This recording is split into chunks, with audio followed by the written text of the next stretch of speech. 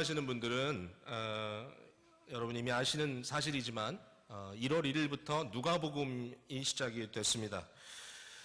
누가복음 말씀 묵상이 시작이 된 이후부터 장장 3개월 동안 계속 누가복음 묵상이 진행이 되는데 결국 그러다 보면 저희가 1월부터 3월까지 주일 말씀도 우리가 그동안에 했던 것처럼 그 전 주간의 말씀 묵상 중에 본문을 정해서 말씀을 나누게 되니까 누가복음으로 저희들이 말씀을 나누게 되겠습니다. 그래서 오늘은 약간 서론적인 말씀을 여러분과 함께 나누겠는데, 그렇다고 해서 좀 추상적인 서론이 아니고 오늘 함께 읽은 이 말씀을 우리가 들여다보면서 누가복음은 어떻게 무엇을 위해 쓰여졌는가 이렇게 함께 봤으면 좋겠고요. 그 결과로 아마 오늘 우리에게 다시 한번 믿음의 각오가 있지 않을까 생각이 됩니다. 누가복음과 사도행전을 같은 저자가 쓴 글로 저희들이 보고 있습니다. 그 이유는 두 글 다 데오빌로라고 하는 사람에게 쓰여진 정확한 대상자가 규명되어 있기 때문이죠. 그래서 성경학자들은 이 누가복음과 사도행전을 따로 보지 않고 하나로 봅니다. 그래서 이것을 누가행전이라고 이름을 붙였습니다. Luke Acts. 그래서 누가복음과 사도행전이 합하여져서 누가행전이라 이렇게 이제 얘기를 하는데, 사실 이 책을 두 개의 책으로 보지 않고 하나의 책으로 보고 이것이 투 볼륨으로 1장과 2장으로 이렇게 나누어져 쓰여져 있다라고 이렇게 보는 견해인데요. 로마 제국 안에 지금 로마가 다스리고 있던 그 시대에 이 팔레스타인 지역에서 메시아가 오시고 그가 오셔서 이루신 모든 일들을 토대로 해서 어떻게 교회가 로마 제국 전역에 확산되게 되었는가라는 주제를 가지고 이제 말씀을 전하게 되시는 거죠. 사실상 그 누가복음도 그렇고 사도행전도 그렇고 66권의 이 소책으로 되어 있는 이 전체 성경을 봤을 때 사실 짧은 글들이 아니에요. 누가복음도 꽤 볼륨이 있고 사도행전도 꽤 볼륨이 있어서 이 두 개를 합쳐놓으면 아마도 신약 성경에 가장 많은 양을 쓴 저자가 누가가 아닌가 이렇게 이야기할 수 있을 것입니다. 물론 여러분 잘 아시는 대로 누가와 함께 또 가장 유력한 저자는 바울 사도인데요. 사실 이 누가라고 하는 사람이 바울 사도와 밀접한 관계가 있는 분이거든요. 그러니까 바울 사도의 전도 여행에 동행했던 아마도 그 누가 바로 그분이 이제 의사로 밝혀져 있고 그분은 유대인이 아닌 이방인으로 우리가 알고 있죠. 헬라인으로. 그래서 이 누가가 사실은 바울과 밀접한 관계가 있는 이분이 이 누가복음과 사도행전, 누가행전을 썼다고 하니까 사실상 바울의 영향이 굉장히 크다고 전체적으로 우리가 생각할 수 있을 것 같습니다. 자, 오늘 본문 말씀 속에 또 누가복음 전체를 우리가 생각하면서 가장 중요한 이슈가 뭔가라고 질문을 해보면 좀 어려운 단어일 수도 있지만 뭐 다 아시는 거라 생각하는데요. 역사관입니다. 역사관. 역사를 어떻게 볼 것인가, 역사를 어떻게 쓸 것인가, 뭐 이런 것이 다 포함되겠죠. 역사관. 역사에 대한 이해입니다. 여러분, 역사를 쓴다고 하는 거 있죠. historiography. 이 역사를 쓴다는 것은 굉장히 복잡한 일입니다. 사실은. 우리 생각에 역사를 그냥 있었던 사건들을 엮어서 그냥 하나의 그 역사로 이렇게 내놓으면 역사가 된다라고 생각하지만 아니에요. 역사를 쓴다는 것은 여러 가지 중요한 요소들이 거기 담겨져 있습니다. 뭐 예를 들면 이제 이런 이슈죠. 굉장히 많은 일들이 벌어집니다. 많은 일들이 벌어져요. 그러니까 많은 데이터가 있어요. 많은 팩트들이 있는데 이 많은 것들 중에 역사를 기록하는 사람이 뭐를 해야 되냐면 선별을 해야 됩니다. 무엇이 중요하고 무엇이 덜 중요하고. 왜냐하면 다 쓸 수는 없으니까.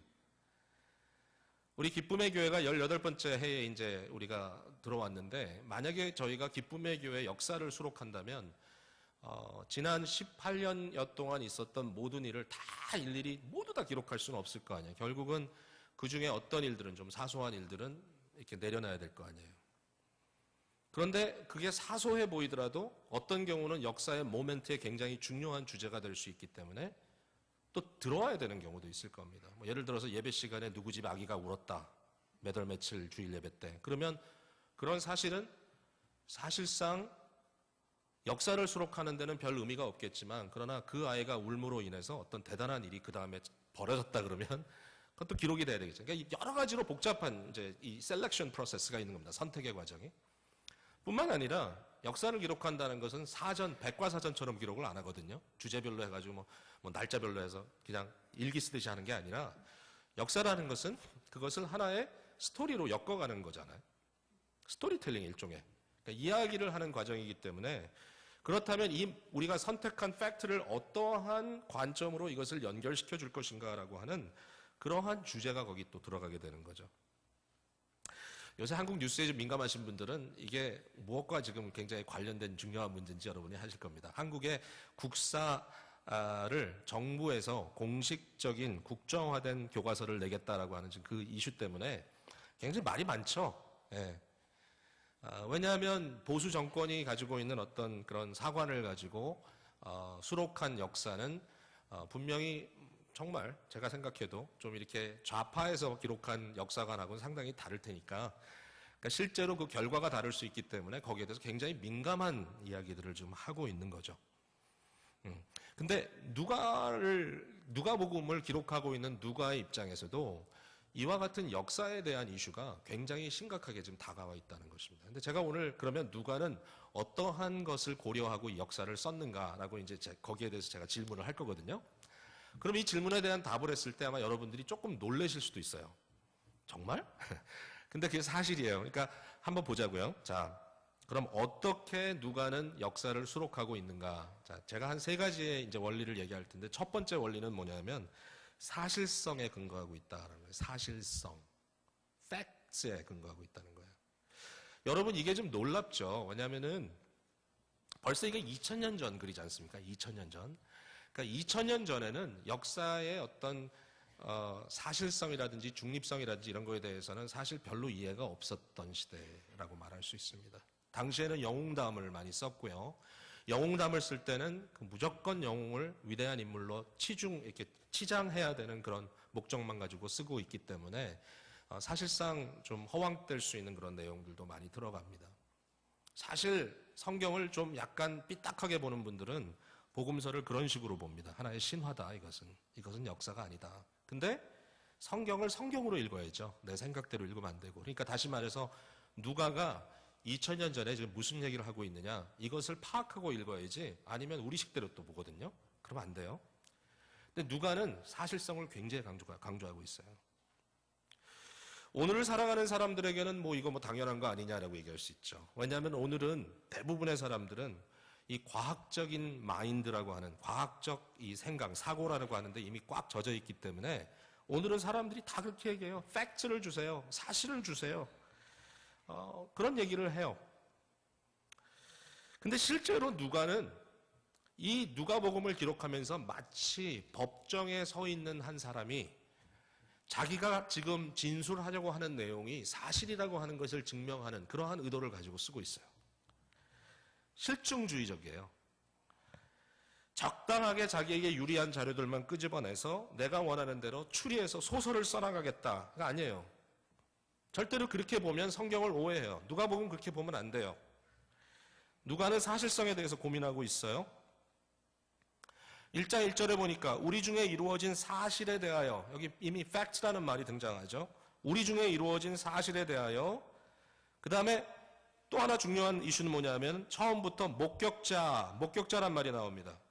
직접 보고 듣고 그 순간에 내가 레지스터한 나의 감각을 통하여 내가 받아들인 물론 감각도 다 신뢰할 수는 없지만 그러나 한 명이 아닌 다수의 목격자들을 통하여 전달된 이 팩트에 대해서 내가 관심을 갖고 있다라고 얘기하죠. 그렇게 많은 사람들이 썼는데 나는 더 할 것이다 이렇게 얘기하는 것이죠. 여기 2절에 말씀의 일꾼된 자들이 전하여 준 대로라는 말이 나오는데 여기 말씀의 일꾼은 누구냐면 바로 사도들을 의미합니다. 사도. 그러니까 말씀을 수반하는 말씀의 종들이죠. 이 사람들은 사도들인데 그럼 어떤 사람들이 사도의 직분을 하고 있느냐? 자, 여기에 대해서 같은 누가가 기록한 사도행전 1장을 우리가 한번 찾아볼게요. 자, 한번 찾아보세요. 빨리 넘겨서. 누가복음 다음에 요한복음 있고 사도행전 1장으로 가시면 자, 어떤 지금 배경인가 하면은 예수님이 12사도를 세우셨어요. 그런데 12사도 중에 한 명의 사도가 먼저 죽어요. 누가 먼저 죽죠? 너무 쉬운 질문을 하면 일부러 답을 안 하는 경향이 있다는 사실을 제가 알아요. 우리 교회 교인들이. 조금 자신감이 있어가지고. 그래서 너무 당연한 얘기를 물어보니까, 예, 누가 죽었죠? 몰라요? 가룟 유다가 먼저 죽었죠. 가룟 유다가 12명 중에 하나였는데 먼저 죽었단 말이에요. 그러니까 성령이 오순절 다락방에, 이제 오순절에 다락방에 임하시기 전에, 마가의 다락방에 임하시기 전에 먼저 사도들이 우리 정리를 좀 하자. 그래가지고 베드로가 일어나서 얘기를 합니다. 가룟 유다는 예언에 이른 대로 갈 길로 갔는데 우리는 12명이라고 하는 이 상징적인 숫자를 채워야 되니까, 이미 이해를 한 거예요. 구약에 12지파가 있듯이 신약에 12사도가 있었다. 그럼 어떻게 12명째 이 사람을 선택할 것인가? 선택에 대한 기준을 이제 얘기합니다. 자, 1장 21절. 이러함으로 요한의 세례로부터 우리 가운데서 올려져 가신 날까지 주 예수께서 우리 가운데 출입하실 때에, 22절 같이 읽습니다. 시작. 항상 우리와 함께 다니던 사람 중에 하나를 세워 우리와 더불어 예수께서 부활하심을 증언할 사람이 되게 하여야 하리라 하거늘. 예, 요한의 세례받던 일로부터 예수님께서 승천하실 때까지 예수님과 함께 출입했던, 들어오고 나갔던 사람 중에 한 사람이어야 된다. 그는 예수 그리스도의 부활에 대한 직접 목격한 목격자가 되어야 된다. 그래서 증인의 역할을 해야 된다죠. 이게 법정 랭귀지입니다. 법정 랭귀지. 그러니까 누가복음 1장에 나와 있는 이 말이 무슨 말인지 이해가 돼요. 처음부터 목격자 곧 말씀의 일꾼된 사도들이 우리에게 전하여 준 대로 그것을 내력을 저술하려고 붓을 든 사람이 많았다. 그 모든 일을 살핀 나도 데오빌로 각하에게 차례대로 써보내는 것이 좋을 줄 알았다. 그러니까 이제 바로 이런 목격자들이 전달돼 준 내용뿐만 아니라 그 모든 일을 근원부터 자기 자신이, 누가가 하나의 역사가로서 이것을 자세하게 컬렉트 해오고 있었는데, 내가 이것을 차례대로라는 말은 뭐죠? chronologically, 시간의 순서대로. 그러니까 지금 누가가 가지고 있는 그 마음의 그 작정은 뭐냐면, 이미 마가복음 같은 것이 존재하고 있지만 자기는 처음 우리가 보는 것처럼 세례 요한의 등장부터 차례대로 결국 복음이 바울로 인하여 로마까지 전달되는 그 시간적인 흐름에 따라 차례대로 기록해 주겠다라는 의도를 갖고 있었다는 거죠. 사실성. 나는 사실대로 증거하겠다. 그래서 여러분, 이 사실성에 대한 증거가 몇 가지가 또 나오는데, 그건 뭐냐면 타임 마커입니다. 타임. 그러니까 시간을 정확하게 언제 이런 일이 이루어졌다. 역사적인 타임과 연결을 시키는데요. 빨리빨리 보여드릴게요. 1장 5절에 유대왕 헤롯 때에 아비야 반열에 제사장 한 사람이 있었다. 그러니까 굉장히 구체적인 시대의 구체적인 사건을 얘기하고 있고요. 2장 1절에 그때에 가이사 아구스토가 영을 내려 천하로 다 호적하려 하였다. 로마의 황제인 가이사, 이 시저가 아구스토라고 하는 사람이 영을 내려서 호적이 이루어졌는데, 2절에 이 호적은 쿠리니어스라고 하는 사람이 수리아에 총독되었을 때 처음 한 것이다. 아마 여기 2장 2절의 번역을 이 호적은 구레뇨가 수리아 총독이 되기 전에 한 것이다 라고 하는 번역이 더 좋은 번역일 거예요. 그러나 어쨌든 지금 이슈는 뭐냐면 정확한 시제를 설명하려고 지금 하고 있다. 자, 이제 3장으로 한번 넘어가 보세요.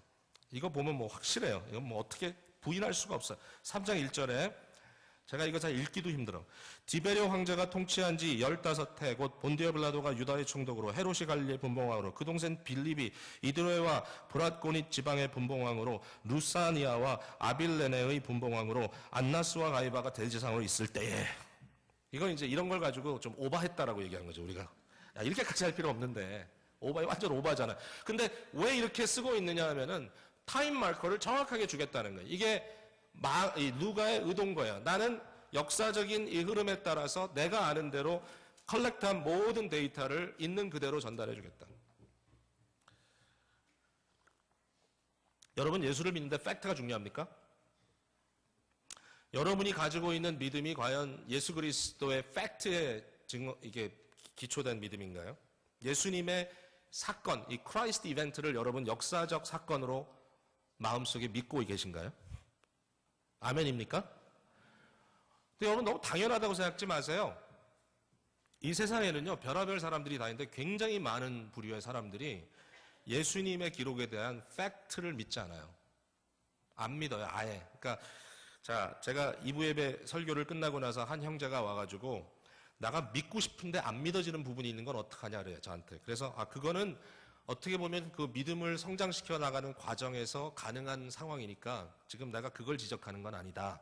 그러니까 다 이게 정말 어떻게 이렇게 됐을까라고 하는 의심, 의구가 일어나는 것은 어떻게 보면 당연합니다. 이 자리에 계신 모든 분들이 신앙 고백을 우리가 할 때 신앙 고백의 100% 모든 것을 정확하게 그대로 그냥 다 믿어진다라고 이야기할 수 없는 분들이 계실 거예요. It's okay. 그건 그럴 수 있어요. 그러나 보세요. 어떤 사람들은 믿을 필요가 없다고 얘기해. 필요가 없다.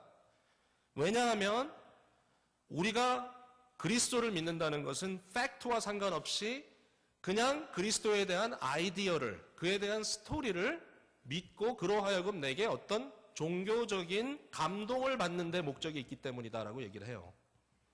여러분 이해가 되세요? 제가 이전에도 한번 언급한 것 같은데 제가 박사 과정, 그 논문을 쓰는 과정에서 많은 학교에 다녀봤어요. 여기저기. 근데 가서 보면 어떤 학교는 조금 더 진보적인 성향을 가진 학교가 있고 좀 보수적인 성향을 가진 학교가 있어요. 근데 진보적인 성향과 보수적인 성향의 가장 중요한 기준은 뭐냐면 하나님의 말씀을 기준으로 삼느냐 안 삼느냐는 거예요. 성경관이에요, 결국은. 근데 제가 직접 만난 분 중에 아직도 기억에 남아요. 생생해요. 그분이 뭐라고 얘기하냐면 자기는 구약 성경을 연구하는 학자다라고 얘기해요. 구약 성경을 정말 열심히 연구해요. 언어 연구하죠. 그 다음에 고고학 연구하죠. 열심히 연구해. 근데 이분이 저한테 뭐라느냐면은 나는 구약 성경의 역사성을 하나도 믿지 않는다 그래요. 출애굽 사건도 믿지 않고 그대로. 가나안 정복 사건도 믿지 않고 하나도 안 믿는다. I don't believe it. 근데 너무 놀라운 것은 그분이 안 믿는다라고 했을 때 저 사람 그럼 안 믿는 사람이네 이제 이러면 되는데 그분이 뭐라냐면 근데 나는 목사로서 내가 역사적인 사실로 믿지 않는 이것을 설교하는 데는 아무 문제가 없다 그래요. I could preach still. 왜 그렇게 할 수 있느냐? 왜냐하면 어떠한 감동적인 스토리를 가지고도 그것을 설교시켜서 그것으로 감동을 끼칠 수 있기 때문에. 그러니까 역사적인 사실성과는 아무 상관이 없다. 이건 그냥 내가 감동적인 스토리로 엮어가지고 우리에게 어떤 도덕적인 가마력만 주면 된다라고 자기는 생각한다. 실제로 그런 교회들이 많습니다, 여러분. 교회가 다 똑같은 교회가 아닌 것이 좀 아쉬운 이 시대인 거죠. 그러니까 여러분도 귀담아 들어야 돼요. 감동적이다. 뭔가 나에게 도덕적인 챌린지를 준다. 그것이 전부 다냐? 아니에요. 그 깊이 이면에 있는 신앙적인 전제가 굉장히 중요합니다. 이 사람이 뭘 믿고 얘기하는 거야? 여러분 어떤 사람이 거짓말을 막 지어내면서 그 거짓말을 통해서 가마력을 끼쳤다 그러면 여러분이 나중에 그 모든 스토리가 거짓말이라고 했을 때 어떻게 하겠습니까? 아니 만약에 그 사람이 처음부터 이건 사실 거짓말인데요. 그러면서 얘기를 했다면 몰라도 이거 진짜 사실인데요. 이러면서 얘기했다면 거짓말이잖아요. 성경의 이야기를 거짓말 하겠습니다라고 시작하고 했다면 문제가 없어요. 누가가 이거 사실은 거짓말인데 여러분 이거라도 듣고 스토리에 감동을 받으세요라고 했으면 감동 받아도 돼요. 그러나 그게 아니라 이거 사실입니다. 나는 사실을 진술하기 위해서 썼습니다라고 얘기했는데 그 얘기를 듣고 나서 우리 마음속에 거짓말이야. 근데 은혜가 됩니까? 안 되거든요. 예수님이 스스로 나는 하나님의 아들이라 그랬습니다. 나는 신성을 지닌 자라 그랬습니다. 자 그러면 이건 뭐 너무 유명한 얘기죠. C.S. 루이스가 한 얘기죠. 그 예수님이 만약에 그 말이 사실이 아니라면 예수님이 정말 하나님의 아들도 아니요 신적인 존재도 아니라면 우리가 그 사실을 어떻게 이해해야 되겠는가? either 예수님이 미추광이든지 아니면 거짓말장이든지 둘 중에 하나밖에 옵션이 없다는 거예요. 어느 누구도 그 예수를 보고 선한 선생님이다 라고 얘기할 수 없어요. 왜? 자기의 존재 자체를 거짓말로 허구로 싼 거예요. 그 얘기예요. 만약에 그가 스스로 나는 거짓말 지금 약간 보태서 하는 건데 라고 했으면 몰라. 그렇게 안 했기 때문에 그러니까 누가복음을 우리가 읽으면서 오늘 이 시간에 하나님의 말씀이 우리에게 들려질 때 조금 마음속에 각오해야 되는 게 뭐냐면은 여기에는 사실성에 대한 요구가 있구나. 누가가 지금 우리에게 이것을 역사적인 사실로 받아들이라고 쓰고 있구나. 이걸 받아들여야 되는 거예요. 그러지 않으면 진행이 안 돼요. 자, 이제 그게 첫 번째 포인트입니다. 자, 두 번째는 뭐냐? 그렇다면 단순히 팩트만을 얘기하느냐? 아니에요. 팩스를 엮어가는 중요한 스토리라인이 있어요. 누가에게. 이 누가가 팩스를 이어가는 중요한 스토리라인을 뭐라고 우리가 구성할 수 있냐면 이것을 구원 역사라고 기록할 수 있어요. 그건 뭐냐면 여러분, 성경은 누가만 쓴 게 아니에요. 성경은 66권의 작은 책으로 엮어진 하나의 큰 책이잖아요. 창세기부터 요한계시록까지 흘러가는 내러티브가 있어요. 여기에 스토리라인이. 하나님이 창조하신 역사가 이 인류가 어떻게 타락했으며 그 타락한 인류를 하나님께서 어떤 방식으로 구원해 내셨으며 어떤 결과를 만들어내실 것인가. 이것을 구원 역사라고 얘기합니다. 구원의 역사. 성경은 역사책이에요. 구원의 역사. 그래서 누가복음을 기록하면서 앞뒤 다 삭제하고 나는 내 얘기만 할 거다. 아니에요. 그렇게 안 해요. 성경의 역사관에 따라, 구원 역사에 따라 자기가 증거하겠다라는 것을 처음부터 우리에게 보여줘요. 그걸 보여줘. 자, 어떻게 보여주냐? 저는 이렇게 말씀드릴게요. 오늘 읽은 말씀의 굉장히 많은 분량이 세례 요한에 대한 겁니다. 세례 요한이 어떻게 태어나게 되었는가 정황이거든요. 근데 우리 생각에 아니 뭐 예수님 얘기부터 꺼내지 왜 세례 요한 얘기부터 해? 그죠? 세례 요한의 그 태어남을 아나운스하기 위해서 가브리엘이 스가랴에게 먼저 갔었단 말이에요. 그 다음에 1장 뒷부분에 가야지 똑같은 가브리엘이 요셉이라고 하는 사람에게 가서 예수 그리스도의 탄생을 예고한단 말이에요. 좀 뭔지 몰라도 이게 클라이맥스가 바뀐 거 아닌가라고 생각할 수 있지만 아니에요. 여기에 누가는 굉장히 정확한 의도를 갖고 이렇게 얘기하고 있어요. 세례 요한이 먼저 와야 돼요.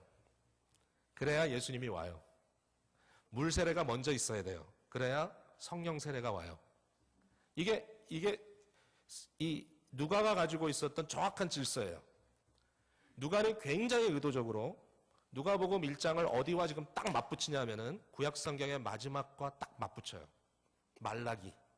말라기는 구약 선지자 중에 마지막 선지자예요. 자, 한번 뒤로 돌아가 보세요. 마가복음지나 마태복음지나 말라기 끝장. 구약 성경 제일 마지막 4장입니다.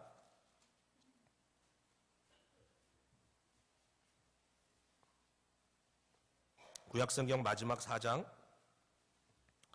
말라기 4장 5절과 6절. 예. 거기까지는 성경을 많이 펴본 게 없어서 지금 잘 안 펴지죠. 말라기 묵상도 해야 되는데. 자, 말라기 4장 5절 6절을 제가 읽어볼게요. 보라, 여호와의 크고 두려운 날이 이르기 전에 내가 선지자 엘리야를 너에게 보내리니. 자, 6절 같이 읽습니다. 시작. 그가 아버지의 마음을 자녀에게로 돌이키게 하고 자녀들의 마음을 그들의 아버지에게 돌이키게 하리라. 돌이키지 아니하면 두렵건대 내가 와서 저주로 그 땅을 칠까 하노라 하시니라. 자, 여기에 엘리야가 올 거다. 언제 오느냐?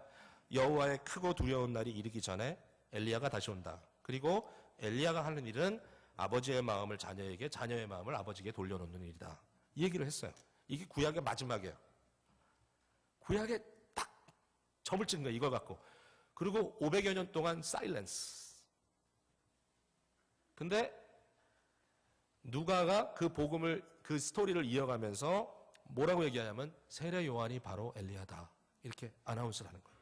그래서 자, 누가복음으로 돌아갑니다. 1장 17절에 그가 또 엘리야의 심령과 능력으로 주 앞에서 먼저 오는 거예요. 누구보다? 여호와의 크고 놀라운 날보다 먼저 오는 거예요. 아버지의 마음을 자식에게 거스르는 자를 의인의 슬기에 돌아오게 하고 주를 위하여 세운 백성을 준비하리라. 그러니까 누가는 지금 이것을 기록하면서 역사적인 사건을 기록하는데 그러면서도 마음속에 뭐가 있냐면은 구약 말라기 마지막 절에 써 있는 말씀이 어떻게 지금 연결되어 가고 있는가를 염두에 두고 쓰고 있다라는 거죠. 자, 여러분, 이게 이제 앞으로 우리가 계속 이제 풀어나갈 얘기인데요. 잠깐 좀 프리뷰를 드리자면, 그러면 여호와의 크고 놀라운 날이, 그 크고 두려운 날, 두렵다는 말이 이제 놀랍다는 말로도 이해가 되는데, 여호와의 크고 놀랍고 두려운 날이 언제냐? 심판날입니다. 심판날.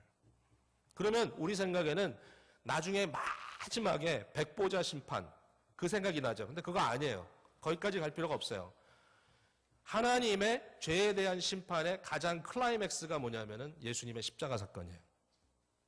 예수님의 십자가는 저와 여러분의 죄를 십자가에 못 박아 완전히 심판했던 사건이에요. 여러분 믿습니까? 이거 안 믿으면 예수 안 믿는 건데? 십자가야말로 하나님의 심판이에요. 우리가 십자가를 지고 죽어야 되는데 예수님이 대신 지신 것뿐이에요. 근데 이 십자가 사건으로 가는 그 모든 길목에 이런 게 있어요. 성육신 사건. 하나님이 인간이 되셨다. 사죄를 하시기 위해서. 하나님이 이 땅에 오셔서 순종의 삶을 사셨다. 하나님이 고난받으셨다. 십자가를 지셨다. 그가 죽으셨다. 부활하셨다. 승천하셨다. 그리고 승천 이후에 무슨 일이 벌어지고 있느냐? 이 온 세상의 땅끝까지 이방인들까지 향하여 영혼의 추수가 이루어지고 있다. Spiritual harvest. 지금 우리가 그 기간이죠. 추수가 끝나면 뭐가 나온다고요? 타작하죠. 심판입니다. 심판은 뭐예요? 알곡과 쭉정이를 구별해내십니다. 오늘날 교회라고 하는 것은 안타깝게도 100% 알곡일 수 없을 수도 있다라고 하는 의구심이 좀 가요. 그렇지만 이미 예수 그리스도의 심판에 자기 자신을 온전히 맡기고 십자가에 그리스도와 함께 죽고 그리스도와 함께 부활한 믿음의 확신을 성령의 은혜로 받은 자들은 이미 구원받은 알곡이라는 사실도 우리가 확신해요. 여러분 알곡이시기 바랍니다. 믿음이 마음속에 깊이 박혀지기를 바랍니다. 자, 그래서 예수님을 뭐라고 부르냐면 성령으로 세례 주시는 분이라고 얘기합니다. 성령은 불러 우리가 그러는데 사실은 그 불러 조심해야 돼요. 왜냐하면 태우는 불이에요. 심판의 불이에요. 물은 씻김의 의미가 있지만 성령의 불로 너에게 세례를 준다는 말은 우리를 죄에 대하여 심판하시고 성령의 능력으로 다시 일으키신다라고 하는 예수 그리스도의 죽음과 예수 그리스도의 부활의 메시지를 담고 있어요. 바로 여호와의 크고 놀라운 날이 오기 전에 누가 오느냐? 요한이 온다는 거죠. 엘리야가. 그래서 이 엘리야를 통하여 하나님의 나라의 이 구체적인 임함에 대한 백성의 준비가 이루어지게 될 것이다라는 것. 그러니까 누가가 여기서 이것을 차례대로 기록하는 것은 구약 성경에 연결되는 말씀이다. 즉 성경 전체에 흐르고 있는 성경의 자기의식, 성경이 가지고 있는 self-consciousness, 성경 스스로 나는 이것에 대한 것이다라고 끊임없이 증거하는 그 내용에 누가가 전복되어 있다라는 사실이죠. 자, 이제 마지막입니다. 세 번째. 그러면 이러한 사실성과 이 구속사적인 측면에서의 이 누가의 역사 증거가 나와는 어떤 의미가 있는가? 이게 이제 중요한 거 아니겠어요? 자, 여기에 제가 이 말을 더 하고 싶어요. 더 하고 싶어요. 그의 기록은 고백적이다. 고백적. confessional하다는 것입니다. 왜냐하면 보세요. 데오빌로라고 하는 사람에게 썼습니다. 그 대상이 분명합니다. 이 데오빌로라고 하는 사람이 누구냐? 여기 데오빌로 각하라고 언급하는 거 보면 사회적 신분이 있었던 사람 같아요. 어떤 사람은 로마 시대의 관원이 아닌가라고 이야기를 하기도 합니다. 관직을 지녔던 사람이다. 근데 한마디로 이야기했을 때 저는 뭐 여러 가지로 추측할 수 있지만 이 데오빌로는 분명히 처음 예수 그리스도에 대한 복음을 듣고 교회에 입문한 이방인 중에 하나라는 생각이 들어요. 누가가 헬라인이었으니까 데오빌로도 아마 헬라인이었을 것이다. 그가 알고 있는 사람, 복음에 입문한 사람. 그러나 지금 누가가 가지고 있는 마음의 의도는 뭐냐면 1장 4절에 이는 각하가 알고 있는 바를 더 확실하게 하려 함이니라 그랬습니다. 내가 왜 이것을 기록하고 있습니까? 내가 왜 이러한 크로놀로지컬한 차례대로 기록해서 이렇게 드릴 수 있는 이 문서를 제가 지금 작성하고 있는 걸까요? 내가 왜 역사서를 쓰고 있을까요? 이것은 데오빌로요. 당신이 이 말씀을 받을 때에 당신이 조금 희미하게 알고 있던 것을 확실하게 알기 위해서입니다. 당신의 신앙 고백이 뚜렷하게 되기 위해서입니다. 여기 데오빌로라는 사람의 이름이 재밌어요. 이 두 가지 우리가 잘 아는 헬라어로 되어 있습니다. Theos, 하나님, 필리아, 사랑, 데오빌로, 하나님이 사랑하시는 자. 네, 이게 뭐 별명인지 실제 이름인지 모르겠어요. 그러나 제가 오늘 감히 이야기할 수 있는 것은 뭐냐면 2000년의 갭이 있지만 데오빌로라고 하는 한 대상자를 향하여 이것을 당신이 읽음으로써 이것이 당신에게 더 확실한 신앙 고백을 주기를 원합니다라고 이야기했던 누가의 마음속에 이 스토리를 남기면서 여러분 글을 남긴다는 것은요 그 당시에 영구성을 의미합니다. 데오빌로 한 사람만 들으면 앉아서 얘기해 주면 되잖아요. 왜 글로 남겨요? 글로 남긴 이유는 데오빌로뿐만 아니라 수많은 데오빌로에게, 수많은 하나님의 사랑을 입은 자들에게 이 말씀을 전하고 싶다라는 얘기겠죠. 2000년이 지난 오늘 저와 여러분에게도 누가가 정말 죽을 고생하면서 기록한 이 책이 오늘처럼 뭐 쉽게 쓰는 게 아니잖아요. 그 어려운 파퍼러스에 그 쓰여지지 않는 펜을 가지고 써내려가 띄어쓰기도 제대로 못해 종이가 아까워서 팩팩하게 이것을 바울을 쫓아다니면서 죽을 고생을 하면서 써나갔던 이 누가의 마음이 오늘 저와 여러분의 2000년 이후에 지금 있는 이 순간에 그대로 연결된다는 얘기예요. 그가 원하는 건 뭐예요? 고백하시라는 거예요. 이게 사실입니다. 이것을 믿습니다. 사랑하는 성도 여러분, 제가 어제 아침에 새벽 기도 때도 믿음에 대한 이야기를 했습니다. 믿음에는 4가지의 중요한 요소가 있다고 그랬습니다. 첫 번째, 믿음에는 분명한 대상이 있어야 됩니다. 믿음의 대상은 곧 예수 그리스도십니다. 또 그를 보내신 하나님 아버지입니다. 믿음은 신념이 아닙니다. 믿음은 그냥 우리 속에 있는 좋은 필링이 아닙니다. 믿음은 확실한 대상자가 있습니다. 그 다음에 두 번째로 믿음에는 분명한 지식이 있습니다. 알아야 돼요. 덮어놓고 못 믿어요. 성경 덮어놓고 느낌으로 믿지 마세요. 신앙의 어떤 좋은 기억, 그것만 갖고 안 돼요. 말씀의 내용, 누가가 그러므로 우리에게 엄청난 페이버를 준 거예요. 믿음에 대해서. 내가 너희에게 팩트를 주는 이유는 믿음에는 반드시 팩트가 필요하기 때문에, 그것으로 너희의 컨텐츠를 채워야 되기 때문에. 근데 그뿐만이 아니에요. 거기서 한 단계 더 나가요. 내가 가진 지식, 내가 들은 팩트에 대해서 긍정하는 단계가 있어요. 어센트라 그래요. 인정하는 거예요. 동의하는 거예요. 동의. 여기에 이것을 이제 고백이라고 얘기할 수 있겠죠. I believe로 고백하는 거예요. 나는 믿습니다. 나는 믿습니다. 이런 사실이 사실이었지? 이게 아니라 내가 믿습니다. 이러한 assent, 그것을 내가 믿는다는 고백의 단계가 있고요. 그 다음에 마지막 4번째 요소가 뭐냐면 신뢰입니다. 신뢰, trust. 그것을 내가 믿음으로써 어떻게 하죠? 순종하는 것입니다. 주의 말씀이 사실입니다라는 것을 인정하고 그 말씀에 의지하여 나의 삶을 지어가는 것입니다. 이 4가지의 단계가 우리의 믿음을 세우는 것이죠. 성도 여러분, 이게 너무 중요합니다. 오늘 이미 저희가 얘기했지만 교회 안에도 너무너무 안타까운 우리 스스로의 성찰이지만 알곡도 있고 쭉정이도 있을 수 있다라는 안타까운 이야기입니다. 예수님 당시에 가장 잘 믿는다고 생각했던 바리새인들도 쭉정이었습니다. 예수님 당시에 가장 성경을 많이 한다고 생각했던 서기관들 중에도 쭉정이가 대부분이었습니다. 이건 좀 약간 위협적이죠, 우리에게. 오늘날 우리에게 믿음은 물론 성령께서 우리 안에 이루어주시는 비밀스러운 일이기 때문에 내 속에 있는 믿음이 진실이다 거짓이다 이거 쉽게 규명할 수 있는 것은 아닐 수 있지만, 그러나 우리가 분명히 확인해야 될 부분이 있어요. 막막하게 막연하게 아무 일도 아닌 것처럼 2015년에서 2016년으로 그냥 이렇게 흘러가다가 이러다가 죽나 보다 이렇게 생각하지 마시기를 바랍니다. 믿음의 확실성 때문에 누가는 생명을 걸었습니다. 그 믿음의 확실성이 여러분에게 있어야 여러분은 구원의 기쁨을 누립니다. 교회 직분자라고 해서도 그것 자체가 나에게 믿음의 사람이라고 이야기할 수 없는 부분이 있다는 것이 우리의 한계입니다. 사람들은 여러분이 좋은 사람이냐, 성실한 사람이냐, 열심히 있는 사람이냐, 아마 그런 생각들을 많이 할 거예요. 저 사람이 괜찮은 사람이야. 그래도 좀 믿음직해. 그러나 정말 우리 속에 있는 믿음의 증거를 우리가 쉽게 파악하기는 어렵다는 거예요.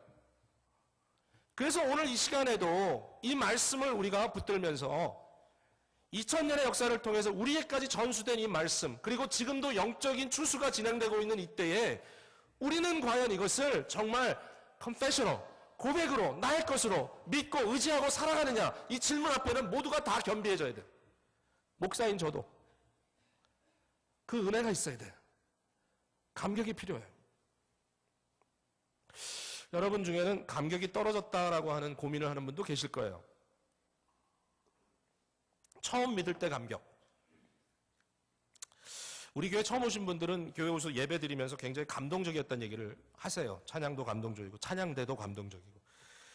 제가 좀 부족하지만 설교를 들으면서도 감동적이고 거기에 어떤 신선함이 있고. 근데 여러분 우리 교회 한 3, 4년 나오신 분들에게 물어보세요. 박 목사님 설교가 신선하냐? 그럼 아마 대부분의 사람들은 좋긴 좋은데 그 얘기가 그 얘기 같은데요. 뭐 이렇게 생각할 경우가 많아요. 왜냐하면 같은 충격으로 안 와요. 그게. 그러면 여러분 생각에 목사가 은혜가 떨어졌나? 그럴 수도 있죠. 근데 이게 추잡이에요. 보세요.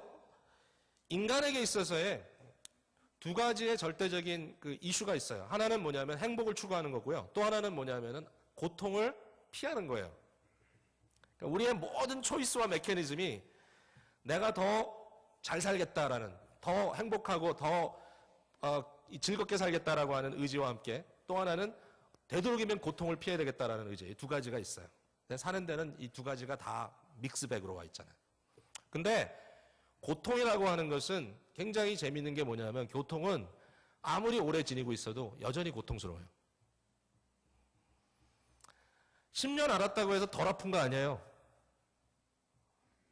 그렇죠? 제가 지난주에도 감기 걸렸어요. 지금도 감기 걸렸어요. 그때 아픈 거 지금 계속 아파요. 일주일이나 됐으면 이제는 좀 그만해야지. 그만해라는 말이 무슨 말이야. 그 정도 알았으면 이제는 앓는데도 좀 이력이 나가지고 안 아프다 그래야지. 아픈 걸 어떻게?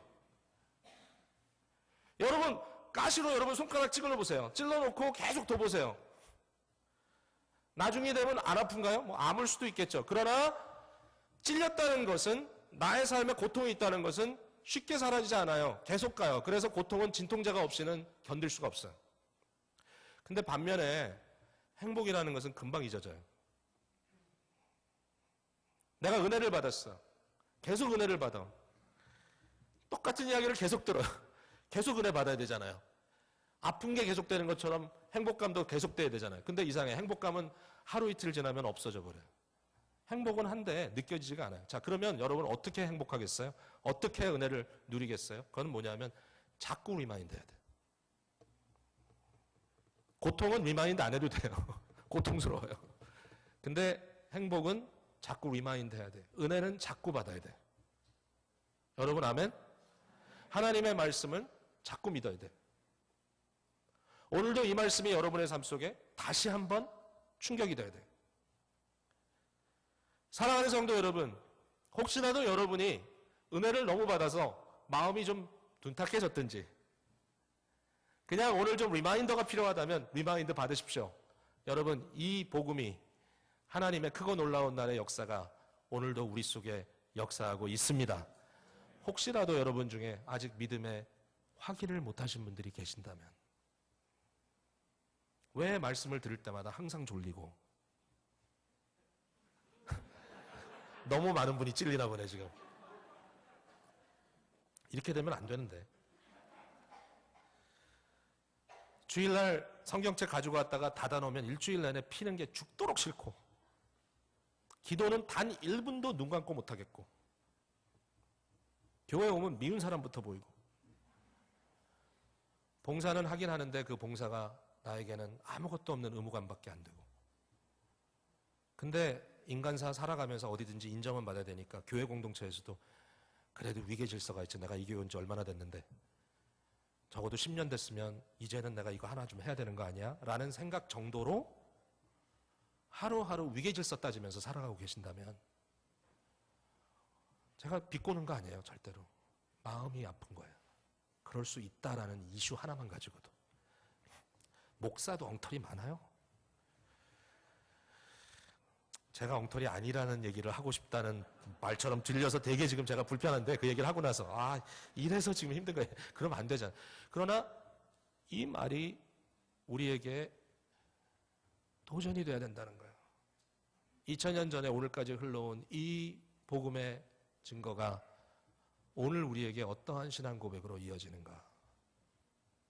확실성으로 이어지는가? 자, 오늘 저희들은 2000년 전에 예수 그리스도께서 잡히시던 날 밤에 떡을 떼시면서 제자들아 이것은 너희를 위하여 찢어주는 나의 살이다. 아니 그게 전수돼서 오늘 우리 앞에 와 있어요. 그 예수님께서 잔을 가지시고 이 잔은 내가 너희를 위하여 흘려주는 피다. 언약의 새 피다. 전수돼서 오늘까지 와 있어요. 이것을 우리의 믿음의 고백으로 받을 것입니다. 여러분 마음에 의심 있습니까? 모든 게 좀 잘 믿어졌으면 좋겠는데 압니다. 믿음의 연약이 있을 수 있습니다. 그러나 여러분 오직 예수 그리스도의 대속의 은혜로만이 여러분이 구원받을 자임을 믿습니까? 여러분 예수님 없이는 여러분의 인생이 지옥 갈 인생이라는 것 여러분 믿습니까? 오직 예수 그리스도가 여러분의 삶의 유일한 구원자가 되심을 믿으십니까? 오늘 그 주님이 자기를 주신다는 거예요. 또 혹시라도 여러분 마음에 죄가 있어요? 알면서도 끝까지 하나님 앞에 고집 부리는 거? 오늘 내려놓으세요. 왜냐하면 전혀 도움이 안 돼요. 그리고 주님께 회개하며 나가세요. 주님이 오늘도 말씀을 통해 여러분의 마음을 움직이실 때 응답하세요. 받아들이세요. 오늘도 하나님의 치유의 역사가 일어나게 되기를 주님의 이름으로 축복합니다. 우리 속에 성령의 변화시키시는 역사가 일어나기를 간절히 사모합니다. 오늘도 함께 기도하며 받겠습니다. 자, 이제 우리 성찬을 받을 텐데요. 여러분 다 머리 숙여 기도하시는 가운데 성찬 받을 준비하시고 분병분잔위원들 앞으로 나와주시기 바랍니다.